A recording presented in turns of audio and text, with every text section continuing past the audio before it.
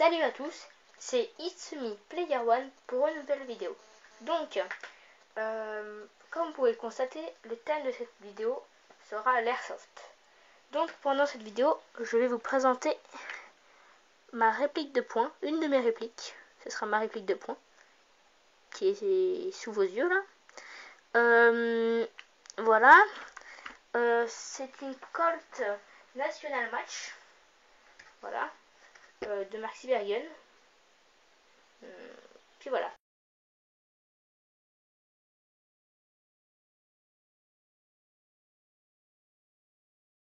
Alors maintenant, passons à la boîte. Alors là, on a le dessin, plutôt la photo de la réplique. Là, le nom, là, la marque et les infos. Et puis, ils ont écrit d'autres trucs qui sont beaucoup moins importants. Donc, maintenant, à l'intérieur de la boîte, voilà comment ça s'organise. Alors, déjà, on avait le droit à sa petite notice avec ce qu'il faut faire, ce qu'il faut pas faire, et la garantie et tout le patatras. On avait un petit sachet de billes, voilà, et la boîte avec le fameux petit sachet de billes qui était là et la réplique qui était là. Bon, elle est un peu trouée parce que j'ai tiré dedans avec, mais sinon moi je l'ai eu comme ça. Vous inquiétez pas, il n'y avait pas de trou, c'est moi qui les ai fait. Pardon. Voilà pour ce qui est de la boîte.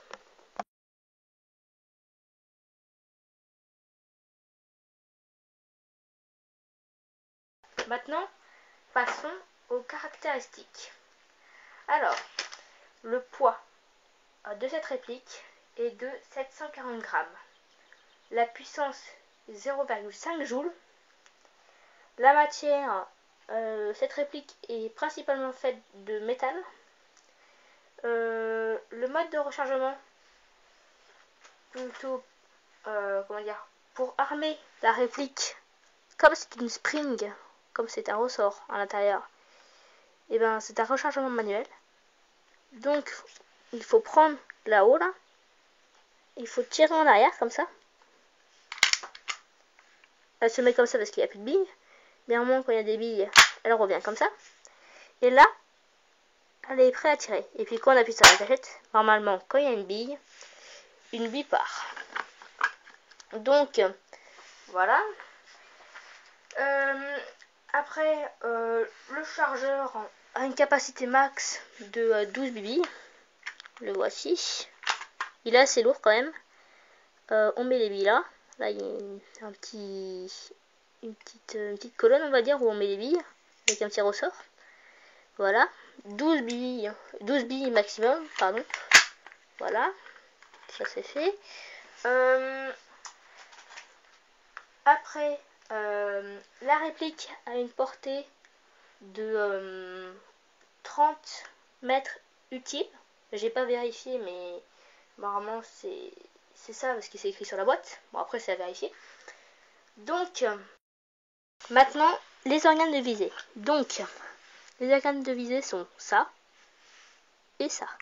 Donc pour viser, il faut aligner le petit truc là dedans, dans le petit trou là. Donc voilà, comme ça. Et là c'est bon, vous visez. Donc après il y a des sécurités. Vous voyez ça là, ici là, c'est une sécurité. Alors là, il n'est pas en sécurité, c'est-à-dire que vous pouvez là le charger, comme ça, voilà. Et là, il est en sécurité, donc vous pouvez pas faire comme ça. Voilà, là c'est bloqué. Donc là, voilà la première sécurité. La deuxième, c'est le petit truc là. Vous pouvez pas appuyer sur la gâchette tant que vous n'appuyez pas là-dessus. Si vous pouvez appuyer, mais c'est bloqué. La gâchette est bloquée tant que vous appuyez pas là-dessus. Donc il faut appuyer là. Il faut appuyer là. Et en même temps appuyer sur la gâchette. Et là ça marche. Donc voilà la deuxième sécurité. Bon, maintenant on va passer au test de tir. Je vais couper la vidéo pour éviter que ça vous paraisse trop long. Donc on se retrouve au test de tir.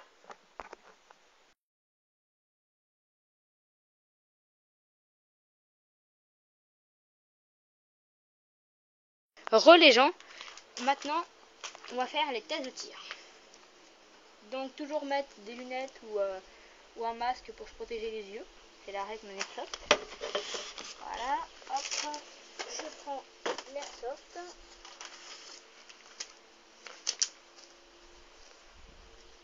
Je vais tirer d'ici.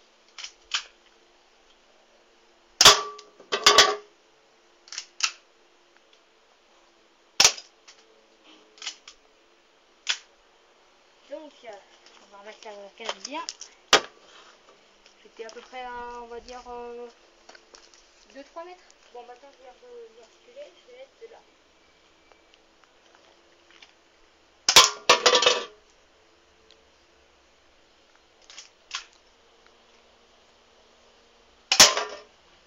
Voilà, là on va dire que je suis à... On va dire à 6 mètres. C'était à peu près à 6 mètres. Donc là, je m'écarte encore plus. Là. Merde, attends. Voilà. Voilà. Et là, on va dire que je suis à...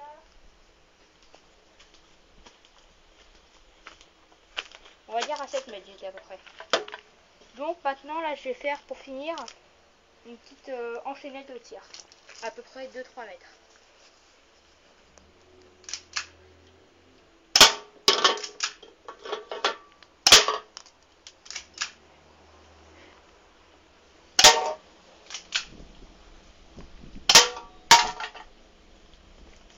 Et voilà, la canette est tombée.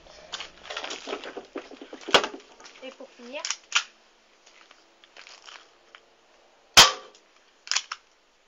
et c'est la fin des petits bracelets. Donc c'est fini pour les tests de tir.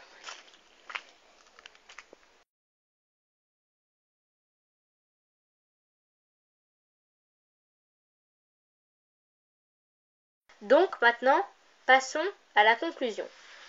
Bon, je trouve que cette réplique n'est pas très légère, mais pas trop lourde non plus. Que elle est assez robuste, car elle s'est pris quelques petits coups et elle n'a pas grand chose. Le chargeur, pareil, parce qu'il est tombé plusieurs fois, et vu son poids, c'est bien qu'il soit toujours là et qu'il fonctionne toujours. Donc je trouve qu'il est robuste. Après, je trouve que la réplique est confortable. Très sécurisée, avec toutes les sécurités qu'il y a dessus, tout ça là. Que la puissance est suffisante pour une réplique de poing. Que la précision aussi. Et je crois que j'ai à peu près tout dit. Après, ça fait plusieurs années que je l'ai cette réplique. Et j'ai jamais eu de problème. Je l'ai juste graissé une fois. Mais j'ai jamais eu de problème avec. Donc j'en suis content. Et puis une autre qualité aussi, c'est qu'elle n'est pas très chère, car elle coûte entre 70 et 90 euros, je ne sais pas exactement le prix. Donc sincèrement, c'est une bonne réplique. Voilà. Bon bah c'est tout pour la conclusion. Bon bah voilà, c'est la fin de ma vidéo.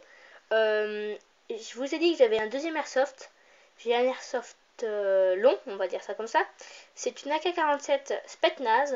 Donc si vous voulez que je vous fasse la même présentation que celle-ci sur l'AK-47 Spetsnaz, dites-le moi dans les commentaires si vous voulez aussi une présentation de l'AK-47 Spetsnaz. Donc c'est Itsemi Player One qui vous a fait cette vidéo. Si vous avez aimé cette vidéo, mettez un j'aime, lâchez un commentaire et abonnez-vous à ma chaîne YouTube. Et je vous dis, portez-vous bien et à une prochaine.